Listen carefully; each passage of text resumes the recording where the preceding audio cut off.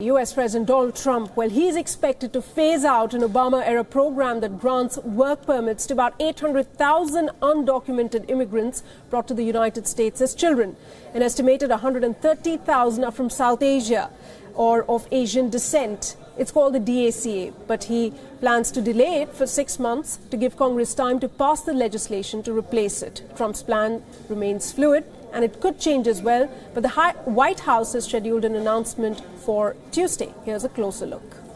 It is the right thing to do for the American people, and here's why. Here's the reason. Because these young people are going to make extraordinary contributions and are already making contributions to our society. We're going to show great heart. DACA is a very, very difficult subject for me, I will tell you. To me, it's one of the most difficult subjects I have, because you have these incredible kids, in many cases, not in all cases. In some of the cases, they're having DACA and they're gang members and they're drug dealers too. President Donald Trump has decided to scrap a program giving work permits to people who came to the United States illegally as children. The president decided to delay enforcement of his decision to end the Deferred Action for Childhood Arrivals or DACA program. I'm talking the existing law is very rough. It's very, very rough.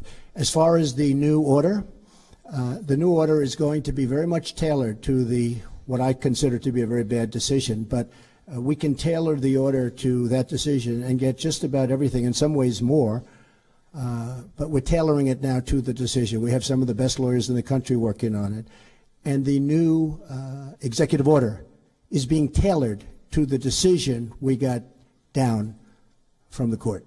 Okay? DACA, an Obama-era program, protects nearly 800,000 young men and women, often called dreamers, from deportation. For Dominican-born U.S. Congressman Adriano Espaillat, the issue is personal. Espaillat, a Democrat who represents New York, who together with Representative Ruben Kihuen of Nevada are the first two formally undocumented members of Congress. The pair wrote a pressing letter to Trump not to terminate the so-called Dreamer program. We think this is very harmful. We think that these 10 attorney generals are putting a gun in the head of the president and saying, do it or else we're going to play Russian roulette with him.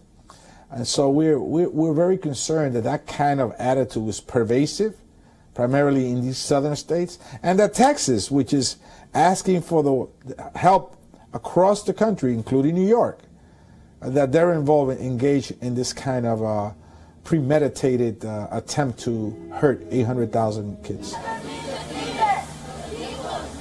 Meanwhile, on Monday, large crowds gathered in Los Angeles and Atlanta to show support for young immigrants protected under the DACA program.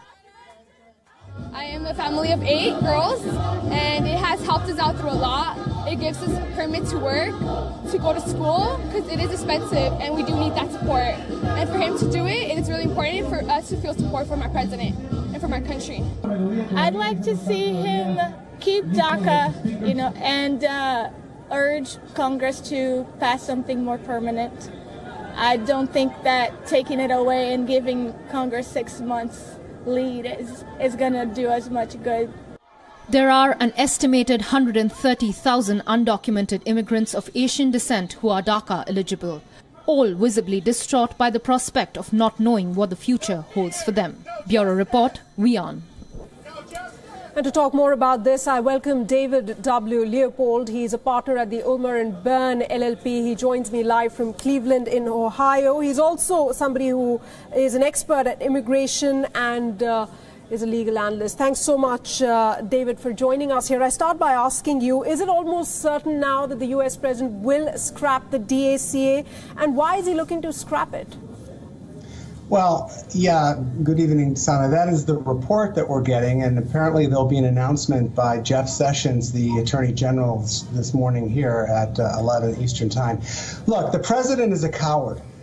This is a man who boasts about how he's going to make deals, boasts about how he's going to make this country great again, and he lies. His term has been characterized by lying and by misdeeds. The man backs up white supremacists and racists. And it's no surprise that he's throwing away this protection of nearly 1 million undocumented youth. Look, why is he doing it?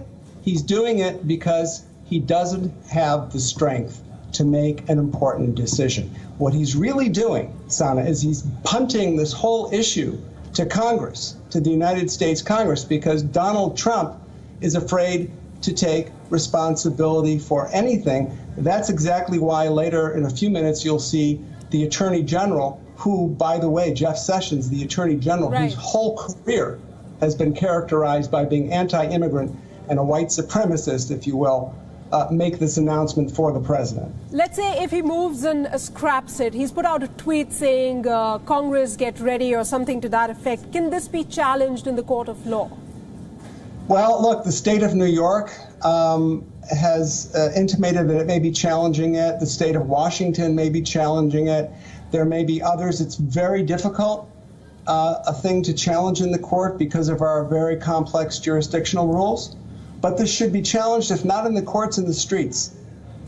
This is injustice. This is probably one of the most cruel decisions by a president in modern times, to take 800,000 youth, 120,000, as you pointed out, South Asian youth, who through no fault of their own don't have papers, and to put them on the chopping block of deportation is beyond cruel, and it's cowardly.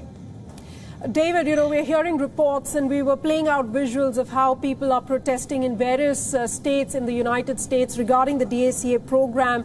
And reports also say that many such protests, these protests will escalate in case Donald Trump moves to scrap this program. How is the situation there on the ground? Can you give us a sense of that? I sure can. Look, people are, the dreamers themselves, the youth, they're terrified. This is the only country that they've ever known. They came here very young at the hands of their parents. And you saw what happened earlier in the year when the president, the so-called president, I don't consider him my president, tried to shut down Muslims. First time any president, anybody has ever tried to block an entire religion from coming to the United States. You saw the outpouring of support in the airports across this nation and the way the courts stood up to Donald Trump and, frankly, his evil policies. And I think we're going to see that again. Donald Trump doesn't know what he's just bought himself. Right. And David, you know, for many people from South Asia of Asian descent, the numbers are more than 130,000 of people who are said to be illegal immigrants who enjoy the benefits of this program. More than 130,000 people of South Asian descent, of Asian descent there. How are they likely to be impacted? Well, look, they have, you know what, the president and Jeff Sessions and Stephen Miller and the White House, they're trying to make America white again. That's what this is all about. Don't kid yourself. This is a racist, white supremacist president. And the South Asians, unfortunately, don't meet the criteria of being white. So they're going to be impacted. This is a government that is going after people predominantly of color. And look, one day when this is over, you know, we are going to have a Truth and Reconciliation Commission, somewhat akin to what's happened in other countries. This is injustice in America, and it's got to stop. So are you saying that as soon as the program is scrapped, all these people will be asked to go back to their own countries? The deportation process will start? Because there are some who say that once the program is scrapped, people who do enjoy benefits under this program, they will be allowed to stay back till that term expires, and after that they'll be asked to go back. Right. So you're referring to this 6-month delay in implementation, and you know what? That's a scam. Because if you look at the numbers, you've got about 1 million people who have DACA, including the South Asian youth that you talked about.